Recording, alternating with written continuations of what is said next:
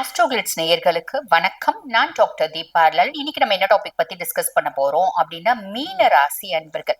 மீன ராசி அன்பர்களோட general characteristic என்ன? மீன ராசி ஆண்களை பத்தி தான் நம்ம இப்ப பார்க்க போறோம்.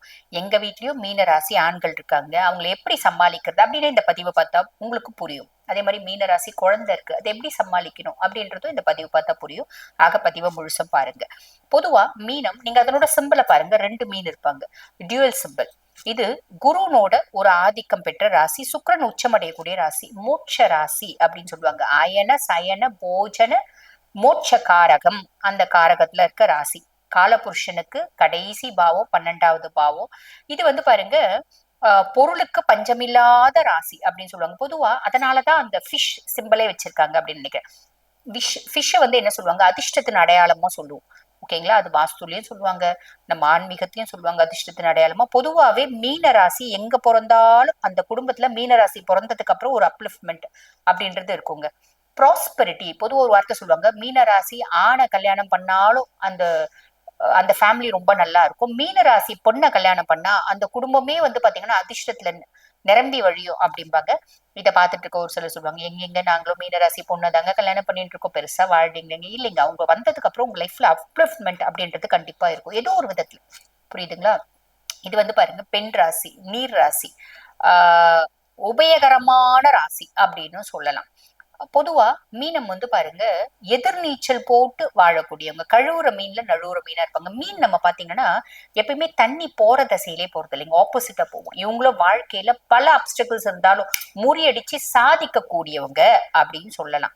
உலகத்துல இருக்க அத்துணை யோகங்கள் போகங்கள் லௌகீக வாழ்க்கையில ஆசை இதெல்லாமே இருக்கும். நல்லா சாப்பிடணும், நல்ல கம்ஃபர்ட்டா இருக்கணும் அப்படின்ற எண்ணம் எல்லாமே இருக்கும். ஆனா அது எதையுமே தப்பான விதத்துல வேணும் அப்படின்னு நினைக்கவே மாட்டாங்க. Always honesty, sincerity, dedication, rules, norms, terms, culture எல்லாத்தையுமே மெயின்டைன் பண்ணக்கூடியவங்க அப்படின்னு சொல்லலாம்.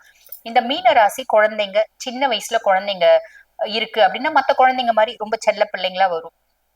ஃபேமிலியில பாருங்க, தாத்தா பாட்டி மாமா மாமி அப்பா அம்மா எல்லாருக்கும் செல்ல பிள்ளைங்களா இருப்பாங்க. சரி, அதுக்கப்புறம் இவங்க ஸ்கூல் போறாங்க, ஸ்கூல் ஒரு 8th போறாங்க, 7th போறாங்க அப்படின் போது அப்பதானே குழந்தைங்களுக்கு தெரிய வருது. இப்பெல்லாம் 3ஆம் கிளாஸ் 4ஆம் கிளாஸ் படிக்கிற பிள்ளைங்களே ஃப்ரெண்ட்ஷிப் எல்லாம் நல்லா தெரியுதுன்னு வச்சுக்கோங்களேன். பட் பியாண்ட் தட் ஒரு 8th 7th அப்படிலாம் போகும்போது அவங்களுக்கு ஃப்ரெண்ட்ஷிப் எப்படி செலக்ட் பண்ணும் அப்படின்னு தெரியும். இவங்க பாருங்க ரொம்ப க்ளோஸா இருப்பாங்க, க்ளோஸ் டு ஈச் அதர்.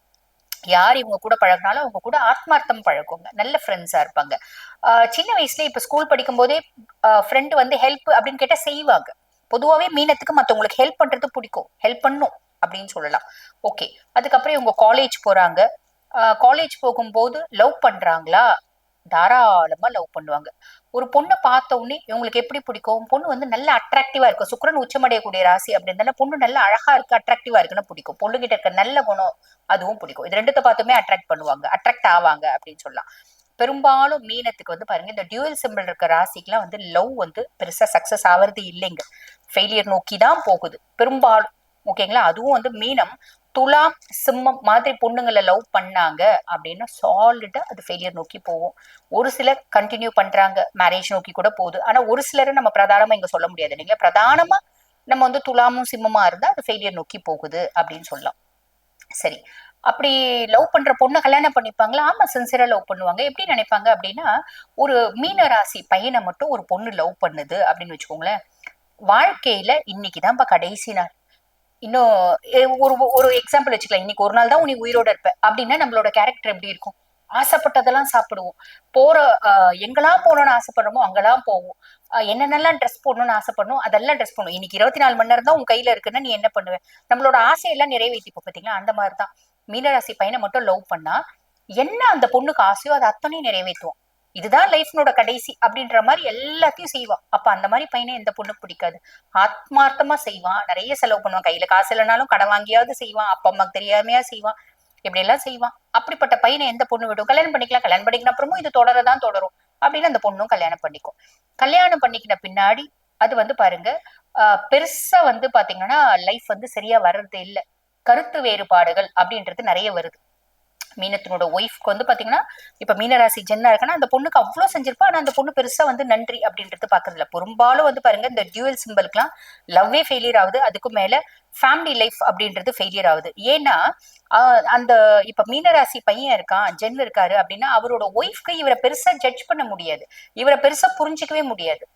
இவங்க வந்து பாருங்க குருனோட ஆதிக்கம் பெற்ற பர்சனாலிட்டிஸ் அப்படின்றதுனால இவங்களை யாராலையும் புரிஞ்சுக்க முடியாது. இவங்க ரொம்ப ஷார்ப்பா, ரொம்ப இன்டெலிஜென்ட்டா, ரொம்ப வந்து பாருங்க திறமைசாலியா இருப்பாங்க. அவங்களுக்கு இவங்களை புரிஞ்சுக்கிற அளவுக்கு கெப்பாசிட்டி இருக்காது அப்படின்னு சொல்லலாம், உண்மையா சொல்லணும் அப்படின்னா. சரி, ஓகே. இப்படிப்பட்ட மீனராசி அன்பர்கள் என்னென்ன மாதிரி ஒரு தொழில்கள்ல இருக்காங்க அப்படின்னு கேட்டீங்கன்னா, இவங்க ரொம்ப சின்சியரா ஒர்க் பண்ணுவாங்க, டெடிகேட்டடா ஒர்க் பண்ணுவாங்க, ஹானஸ்டா ஒர்க் பண்ணுவாங்க. Rules, regulations, norms, terms, conditions இதெல்லாம் பெரும்பாலும் ஃபாலோ பண்ண மாட்டாங்க. வேர்ல்டு வைட் பிசினஸ் பண்ணக்கூடியவங்க. நிறைய மீனமா இருப்பாங்க. சூழ்நிலைக்கு ஏத்த மாதிரி தொழிலை மாத்தக்கூடியவங்க. இந்த கிரியேட்டிவிட்டி அப்படின்றது உண்டு. ஆனா அதை வந்து கிரியேட்டிவிட்டி அப்படின்னாலும் அதை கச்சா முச்சான்னு செய்ய மாட்டாங்க, கரெக்டா செய்யணும், பக்காவா செய்யணும். எந்த வேலை செஞ்சாலும் பக்காவா செய்யணும், கரெக்டா செய்யணும், மத்தவங்க கொத்தம் சொல்லாத மாதிரி செய்யணும், மத்தவங்க குறை சொல்லாத மாதிரி செய்யணும் அப்படின்ற மைண்ட் செட் இருக்கும். அதே மாதிரி பொதுவாவே மீனத்துக்கு ஒரு கேரக்டர் உண்டுங்க. இவங்க ஆளுமே ஒரு பெரிய கன்சர்ன் வச்சு நடத்துறாங்க அப்படின்னா கீழே வேலை செய்யறவங்க எல்லாம் மிதிச்சு வேலை வாங்க மாட்டாங்க, அடக்கி வேலை வாங்க மாட்டாங்க, திட்டி வேலை வாங்க மாட்டாங்க, தட்டி கொடுத்து வேலை வாங்குவாங்க. செய்ப்பா, இது உன்னால முடியும், ராகுல் இங்க வா, இந்த வேலை உன்னாலதான் முடியும்னு நினைக்கிறேன், யூ கேன் டூ இட், செய் அப்படின்னா ராகுல் உழுந்துச்சு அந்த வேலையை செஞ்சிருவான். பிரியா இங்க வாம்மா, இந்த வேலை நீ தான் கரெக்ட், நீ செஞ்சாதான் கரெக்டா இருக்கும்னு நினைக்கிறேன், எப்படி உன்னால முடியுமா? ஏன் சார் முடியாம? கண்டிப்பா சார் முடியும் சார். எப்படி ஒரு 2 நாள் எடுத்துப்பே? இல்ல சார், நாளைக்குள்ள முடிச்சு வச்சிருங்க சார். அந்த பிள்ளையே சொல்ல வச்சிடுவாங்க. புத்திசாலித்தனம், புரியுதுங்களா? அதை தட்டி கொடுத்து ஸ்மூத்தா, ரொம்ப கூலா, ரொம்ப சைலண்டா, ரொம்ப பொலைட்டா, ஆளுமை, ஆதிக்கம், ஆர்ப்பாட்டம் அதெல்லாம் கிடையாது. ரொம்பவே வந்து பாத்தீங்கன்னா ஒரு ஜெனியூனா டீசெண்டா வேலை வாங்கக்கூடிய பர்சனாலிட்டிஸ் யாரு அப்படின்னா மீனம் அப்படின்னு சொல்லலாம். ஓகேங்களா?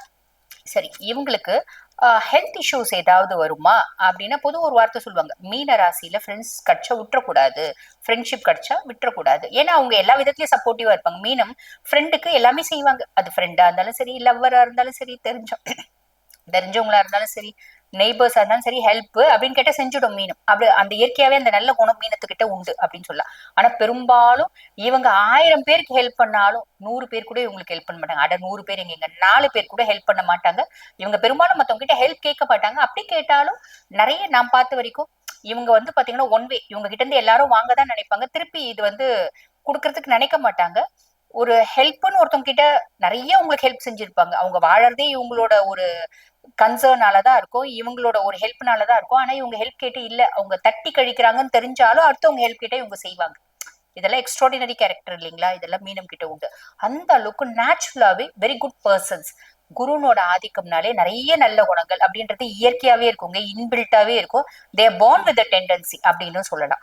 சரி, ஓகே. இவங்களுக்கு ஹெல்த் இஷ்யூஸ் ஏதாவது வருமா? நிறைய ஹெல்த் இஷ்யூஸ் வர்றது உண்டு. அதாவது வயிறு சம்பந்தப்பட்ட பிரச்சனைகள், டயபிட்டிஸ் மெலிட்டஸ், ஸ்கின் மேனிஃபெஸ்டேஷன்ஸ், இந்த மாதிரிலாம் நிறைய மீனத்துக்கு வர்றது உண்டு. இவங்களுக்கு ரொம்ப ஃபேவரபிளான திசை என்னங்க அப்படின்னா நார்த், வடக்கு திசை அப்படின்னு சொல்லலாம்.